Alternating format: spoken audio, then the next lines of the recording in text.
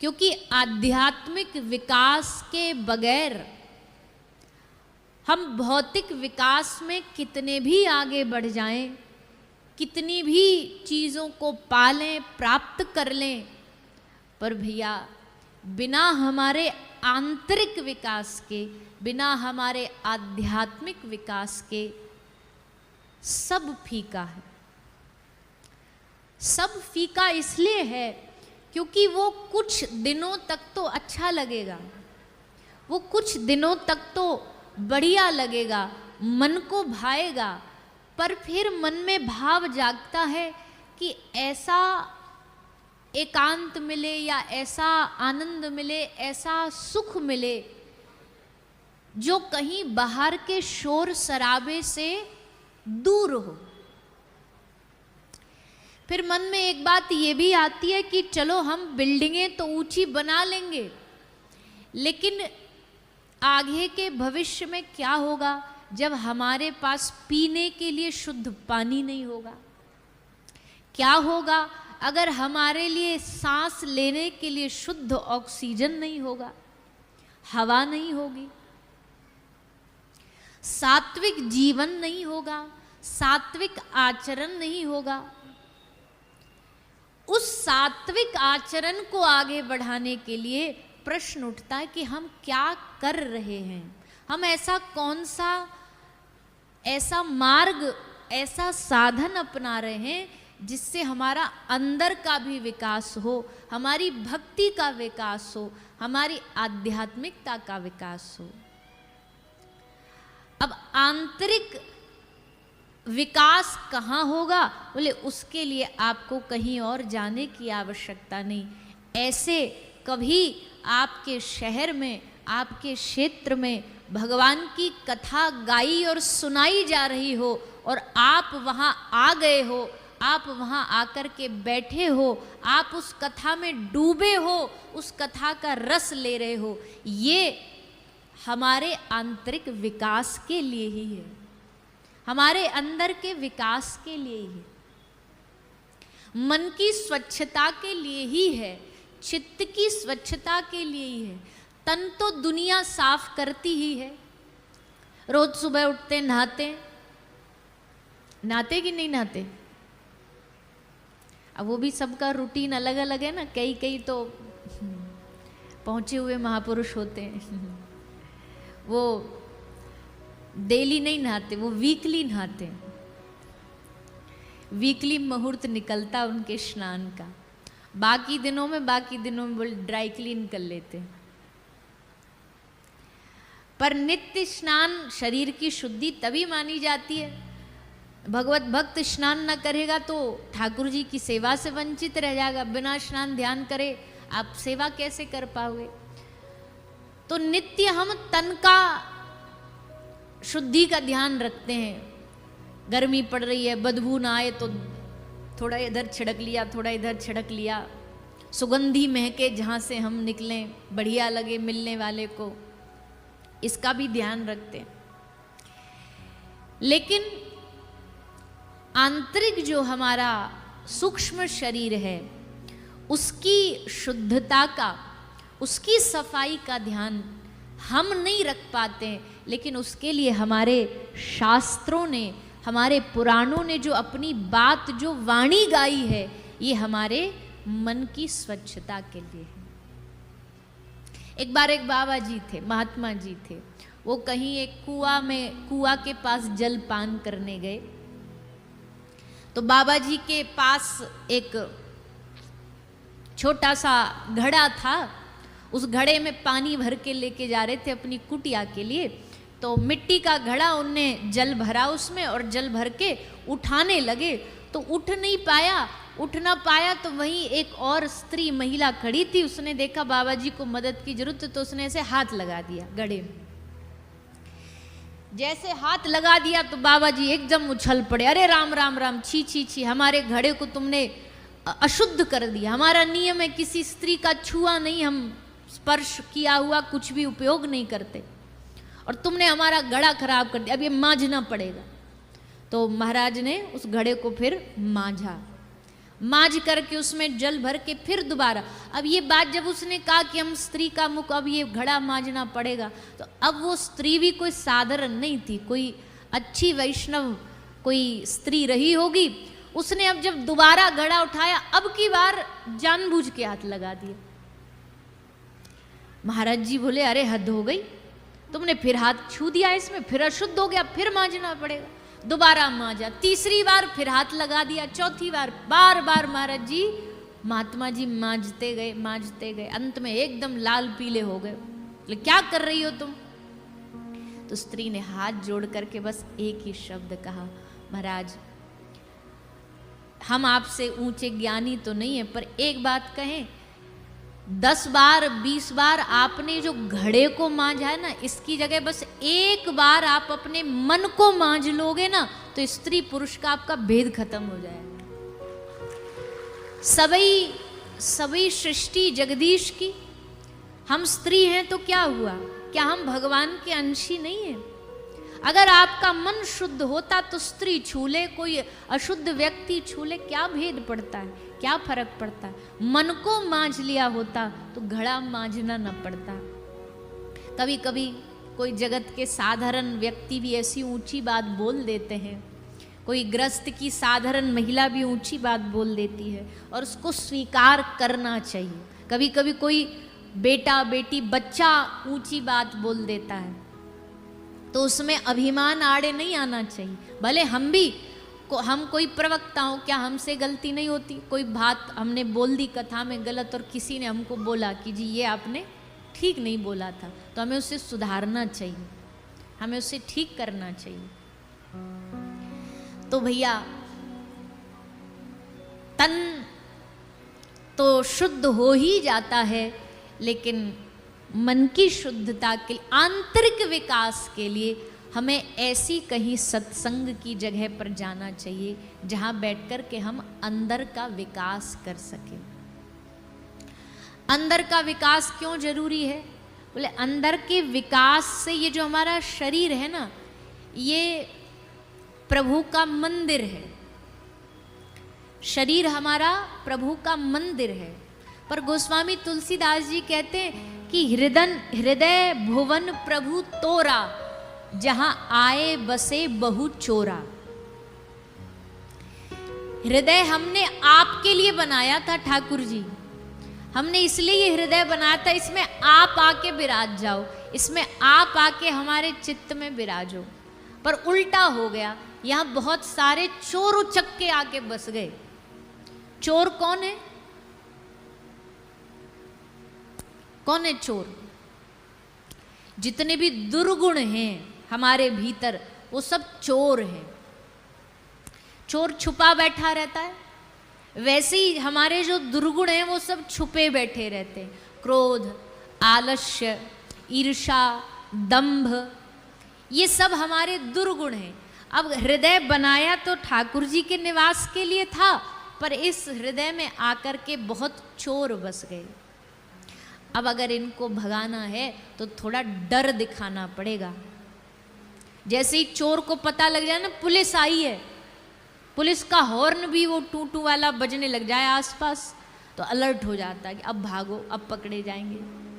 वैसे ही जब हम कथा में आके बैठते ना, और जब श्रीमद् भागवत की ध्वनि, सुखदेव जी के श्लोक, गोस्वामी तुलसीदास जी की चौपाइयाँ, मीरा सूरदास के पद यहाँ जब जोर जोर से बोले और गाए जाते हैं, तो जितने भी पाप हैं, दुर्गुण हैं, वो डर जाते हैं कि अब भैया ये भगवान की कथा में आके बैठ गया, अब हमारा इसके हृदय में जगह रहने योग्य बची नहीं, और वो सब दुम दबा के भागने लग जाते हैं।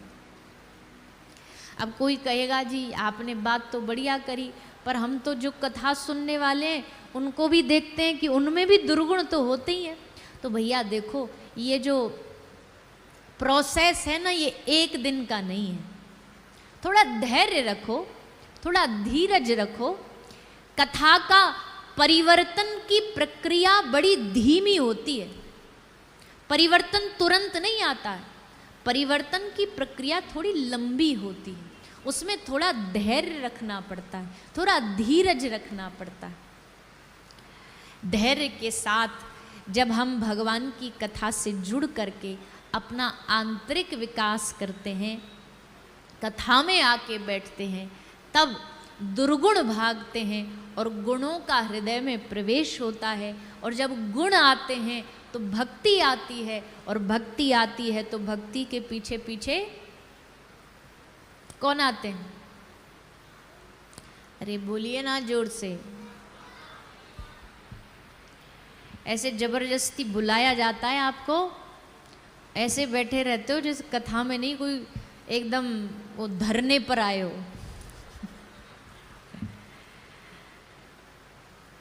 भक्ति के पीछे पीछे कौन आता है? भक्ति के वश में भगवान होते हैं। भगत के एक भजन बहुत प्रसिद्ध हुआ था ना, भगत के वश में है भगवान, भक्ति के वश में है ठाकुर जी। बाकी दुनिया में कोई ताकत नहीं है भैया उनको वश में कर सके, ना तपस्या, ना ध्यान, ना ज्ञान, ये सब में ताकत तो है पर वश में करने की ताकत नहीं है। वश में करने की ताकत भगवान को अगर कोई है तो वो भक्ति में ही है। और हमने आपको पहले ही दिन शायद बता दिया था कि भागवत का आरंभिक जो चरण है उसका अर्थ ही होता है भक्ति। भक्ति के द्वारा इस कथा को प्राप्त किया जाता है और कथा से भी भक्ति मिलती है। कथा की फलश्रुति क्या है? कथा के फल में क्या मिलता है हमें, और क्या मिलना चाहिए या क्या मांगना चाहिए भगवान से? कथा की फलश्रुति में, फल में कोई हमें संसार की वस्तुएं मांगने की आवश्यकता नहीं है। कथा की फलश्रुति है कि हमारे हृदय में ठाकुर जी के प्रति प्रेम बढ़ जाए, हमारी भक्ति बढ़ जाए।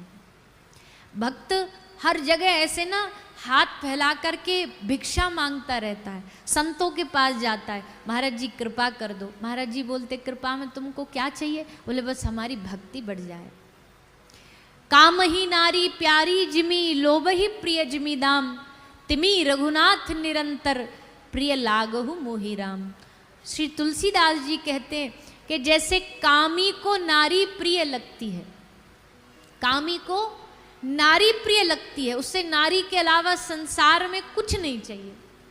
लोभी को पैसा प्रिय लगता है, लोभी को धन प्रिय लगता है। जो लोभी होगा आप उसको संसार में कुछ भी दे दो, नाम पद प्रतिष्ठा, वो कहेगा ना ना हमको ये सब नहीं चाहिए, बस पैसा दो, वो मिल जाए बस हमारे लिए वही काफी है। धन का लोभी होता है, लोभ में डूबा होता है। तो गोस्वामी जी कहते कि जैसे लोभी को धन प्रिय, कामी को नारी प्रिय, वैसे ही तिमी रघुनाथ निरंतर प्रिय लागहु मोहि राम। हे प्रभु, वैसे ही आप भी हमको प्रिय लगने लग जाओ, आप भी हमको प्रिय लगने लग जाओ। आपके अलावा कोई हमें कितना भी लालच दे, हम फिसले नहीं, हम डगमगाए नहीं, क्योंकि हम कलयुग के लोग हैं ना, बड़ी जल्दी हम डगमगा जाते हैं। भक्ति के बदले किसी ने आकर के हमें थोड़ा सा लोभ लालच दे दिया तो हम डगमगा जाएंगे, हम दूसरी तरफ मुड़ जाएंगे। लेकिन सच्चा भक्त भगवान से केवल उनका प्रेम मांगेगा, उनका अनुराग मांगेगा। कल आपने कथा सुनी ना महाभारत की, महाभारत में अर्जुन का चरित्र आता है, पांडवों का चरित्र आता है। पांडव चाहते तो डगमगा सकते थे ना कि युद्ध होना है तो युद्ध के लिए सेना मांग ले, पर उनने सेना न मांग करके कृष्ण को चुना, कृष्ण का चुनाव किया। प्रभु आप हमें मिल जाओ, आप हमारा संग दे दो, आप हमारे साथ खड़े रहो, तो हमें दूसरी किसी भी वस्तु की मांग नहीं। ऐसा भाव रखिए। आज जितने भी लोग यहाँ बैठे हैं, हम जितने भी बैठे हैं, ऐसा नहीं है कि हमें भगवान पे भरोसा नहीं है, भरोसा है तभी यहाँ बैठे हैं। भरोसा है भगवान पे तभी ठाकुर जी ने कृपा करके खींच करके आपको यहाँ लेकर के आए। नहीं तो आधे लोग तो यही घर में सोच के बैठ गए होंगे आज बारिश है, आज नहीं होगी कथा। आज बारिश है, आज नहीं जाते हैं, आज क्या करेंगे कथा में जाके, अभी तो पानी बरस रहा है, पानी से तो ऐसे डरते जो गल जाएंगे इसमें।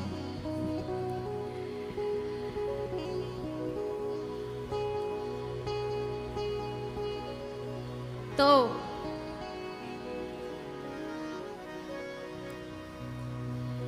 हम किसी भी चीज से ना रुक के, ना डर के अगर भगवान की कथा में बैठे हैं, तो इसका पहला मतलब तो यह कि भगवान की हम प्रिय लोगों की लिस्ट में हैं, तभी यहाँ हम बैठे हैं। भगवान के पसंदीदा लोगों के लिस्ट में हैं, तभी यहाँ बैठ कर के हम उनकी कथा को श्रवण पान कर रहे हैं। अब और प्रिय बनना है और उनका प्यारा बनना है, तो बस उन पर विश्वास अपना बढ़ाते जाइए।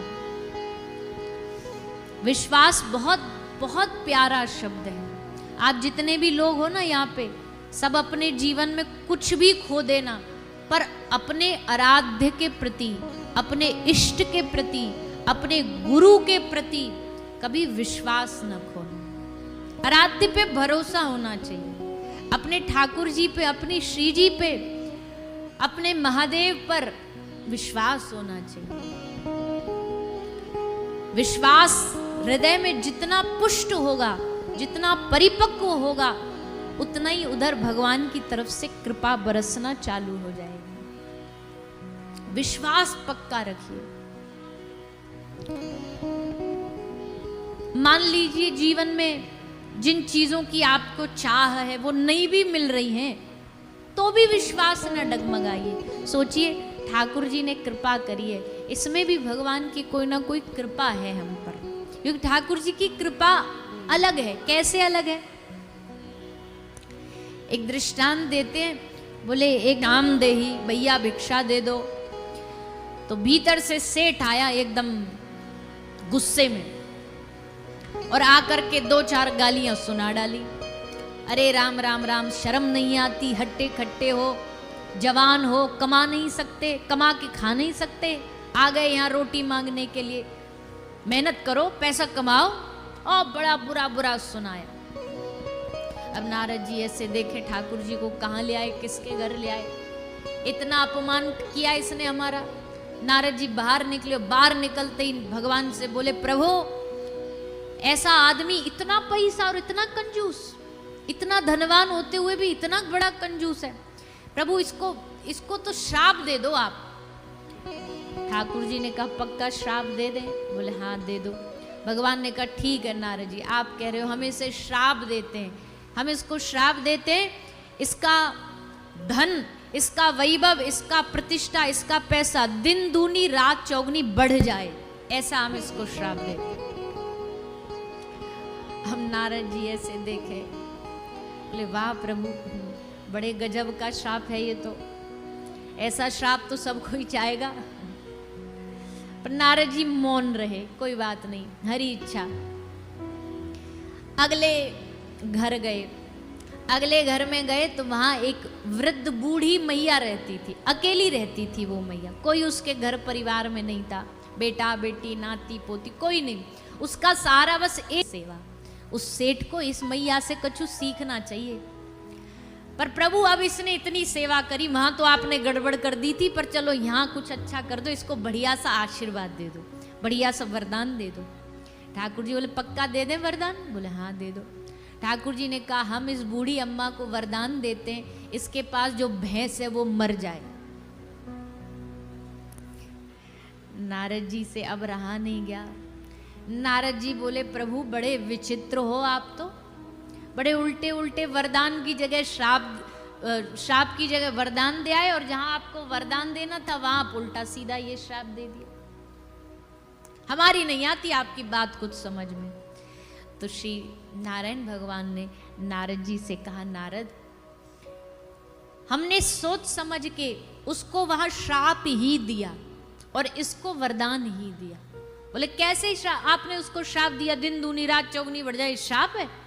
ठाकुर जी बोले, देख नारद जी, वो सेठ बड़ा अभिमानी, उसको धन का घमंड है, उसको पैसे का घमंड है, उसको पद का घमंड है, सोचो अभी इतना अभिमान है, जब दिन दूनी रात चौगनी पैसा पद बढ़ जाएगा तो और अभिमान बढ़ेगा, और जैसे जैसे व्यक्ति का अभिमान बढ़ा वो व्यक्ति अपने आप नीचे गिर जाएगा, उसका नाश हो जाएगा। नारद जी बोले ओ अच्छा तो ये बात, अच्छा वो तो चलो ठीक, पर ये अम्मा इस बिचारी का तो एक ही सहारा थी, इसकी वो भैंस वो भी आपने मरवा दी।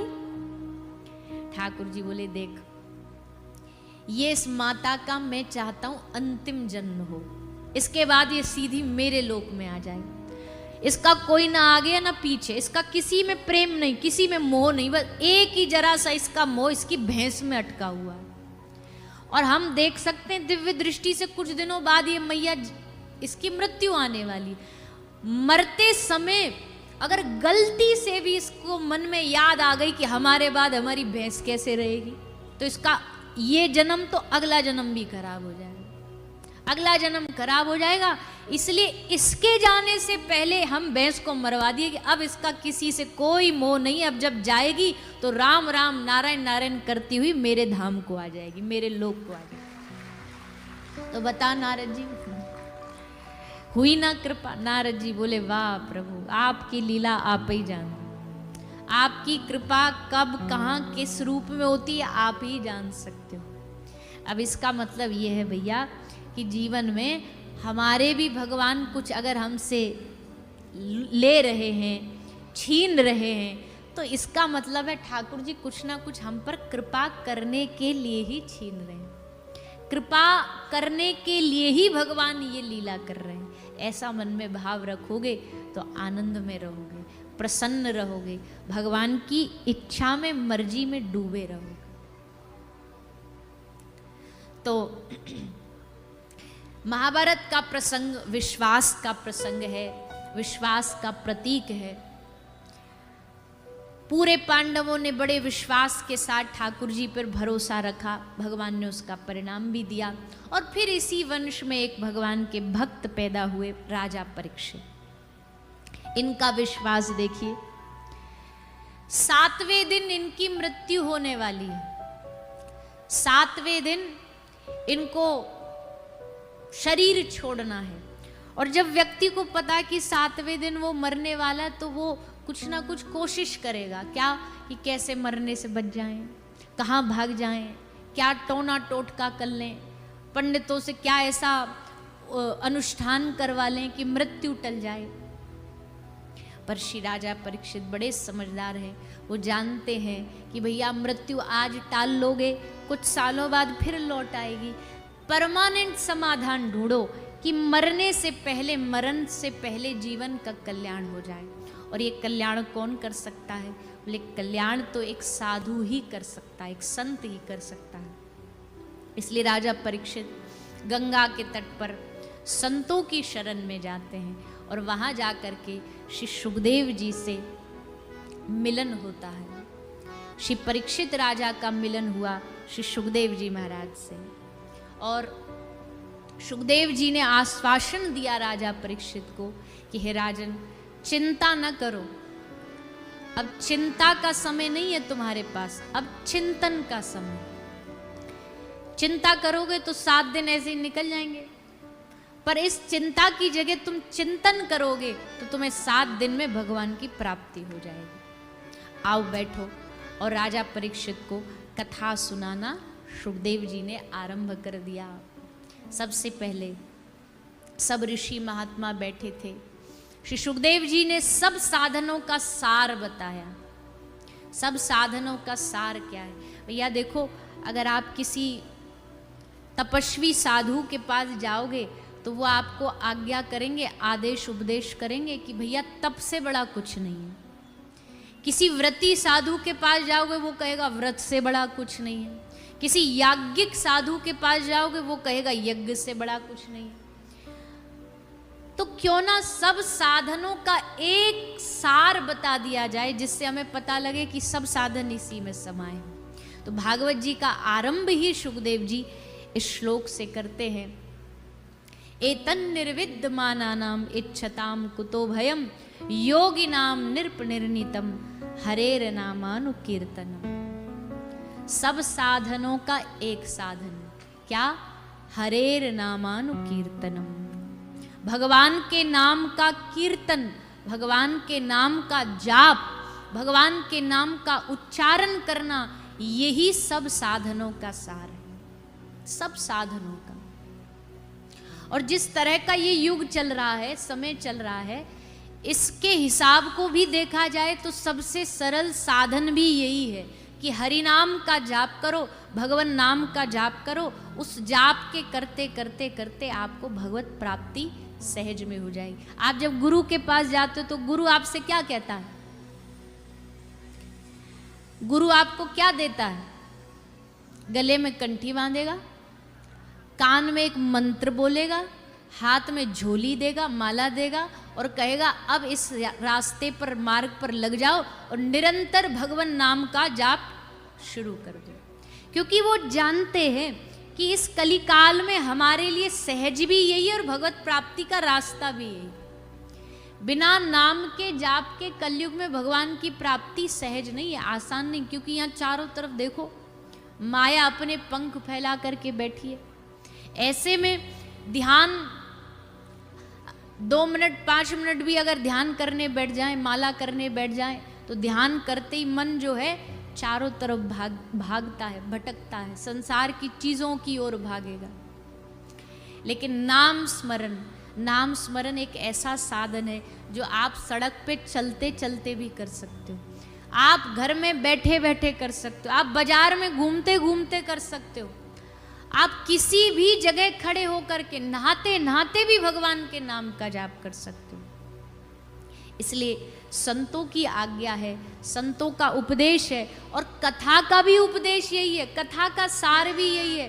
क्योंकि अगर कथा के सार में हमारे जीवन में भगवान का नाम न उतरा ना, तो कथा हमको केवल 7 दिन तो लाभ देगी, 7 दिन तो आनंद देगी, पर 7 दिन के बाद का जो आनंद है ना, वो तभी आएगा जब कथा के फल से हम भगवान का नाम जाप शुरू करेंगे।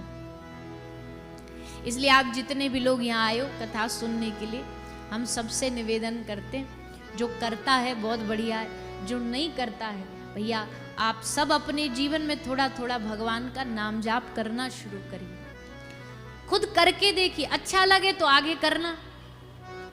अब जब कभी करके ही नहीं देखा तो कैसे पता लगेगा बढ़िया लगता है कि नहीं, अच्छा लगता है कि नहीं। एक बार करके देखो, एक बार भगवान के नाम के इस मार्ग पर चल के देखो, इस जिह्वा से निरंतर भगवान का नाम स्मरण करके देखो। अभी इस जिह्वा को आदत नहीं भगवान के नाम। कई बार कई लोग हमारे पास आते, प्रश्न करते, बोले आप कथा में बोलते हो हरे कृष्ण महामंत्र का जाप करो, हरे कृष्ण कृष्ण कृष्ण हरे हरे, हरे राम राम राम हरे। एक मैया बोली ये कुछ ज्यादा लंबा मंत्र नहीं है क्या, कुछ छोटा सा बता दो जो छोटे से ही काम चल जाए। हमने कहा मैया अभी तुम्हें अभी इसका रस नहीं लगा, इसलिए तुमको ये लंबा और बड़ा लग रहा है, लेकिन जिस दिन इसका रस चढ़ जाएगा उस दिन आपको पता भी नहीं लगेगा कि आपके हृदय में, आपके घट में, आपकी जिह्वा कब ये मंत्र बोल रही है, कब ये नाम जाप कर रही है। बोले नहीं नहीं वो क्या है ना, इतना लंबा है, जीभ थक जाती है। अब हम उन मैया को तो बोल नहीं पाए क्योंकि मर्यादा रहती है किसी को बोलने की, पर मंत्र बोलने में तो थक जाती है, पर दुनिया जमाने की बात बोलने में, इधर उधर की बात करने में जिह्वा नहीं थकती। कितना बात करवा लो, कितनी भी बातें करवा लो। कई लोग का रूटीन होता है, दिन के 3-4 घंटे वो फोन पे ही बात करते हैं। अच्छा कोई इंपॉर्टेंट काम नहीं है उनका, हाँ खाना बना लिया, सहेलियां आपस में, अच्छा क्या बनाया, कौन सी सब्जी, अरे वो सब्जी वो तो हमने बनाई, अच्छा शाम को क्या बनेगा, बस यही पे चर्चा कर लेंगे। सुबह कितने बजे जगे थे, शाम को कहाँ जाएंगे, 1-1 घंटा भर बात कर। अच्छा इनसे बात खत्म हुई, फोन कटा, उन्हें टाइम पास करना होता, फिर दूसरे को लगा डालते हैं। इतना समय होता है, उसमें जिह्वा नहीं थकती, उसमें जीभ नहीं थकती कि 10 जगह आप सबको फोन कर करके पूछ रहे हैं क्या दिनचर्या चल रही है, क्या चल रहा है। भगवान के नाम में थक जाती है नानी। इस जिह्वा को आदत डालिए। किस चीज की? श्री बिंदु जी महाराज का पद है। श्री बिंदु जी महाराज लिखते हैं कि अपनी जिव्या को आदत डालो। हरि बोल मेरी रसना, घड़ी घड़ी हरि बोल मेरी रसना, घड़ी घड़ी हरि बोल मेरी रसना, घड़ी घड़ी हरि बोल मेरी रसना, घड़ी घड़ी व्यर्थ बिताती है क्यों जीवन, व्यर्थ बिताती है क्यों जीवन, व्यर्थ बिताती है क्यों जीवन, व्यर्थ बिताती है क्यों जीवन, मुख मंदिर में, मुख मंदिर में, मुख मंदिर में, मुख मंदिर में, पड़ी पड़ी हरि बोल मेरी रसना, घड़ी घड़ी हरि बोल मेरी रसना, घड़ी घड़ी हरि बोल मेरी रसना, घड़ी घड़ी हरि बोल मेरी रसना, घड़ी घड़ी हरि बोल मेरी रसना, घड़ी घड़ी हरि बोल मेरी रसना, घड़ी घड़ी व्यर्थ बिताती है क्यों जीवन, व्यर्थ बिताती है क्यों जीवन, व्यर्थ बिता तेरी ध्वनि सुनकर जाग उठे तेरी ध्वनि सुनकर, जाग उठे तेरी ध्वनि सुनकर, इस काया की, इसे काया की, इस काया की इसे काया की, कड़ी कड़ी हरि बोल मेरी रसना, घड़ी घड़ी हरि बोल मेरी रसना, घड़ी घड़ी हरि बोल मेरी रसना, घड़ी घड़ी हरि बोल मेरी रसना,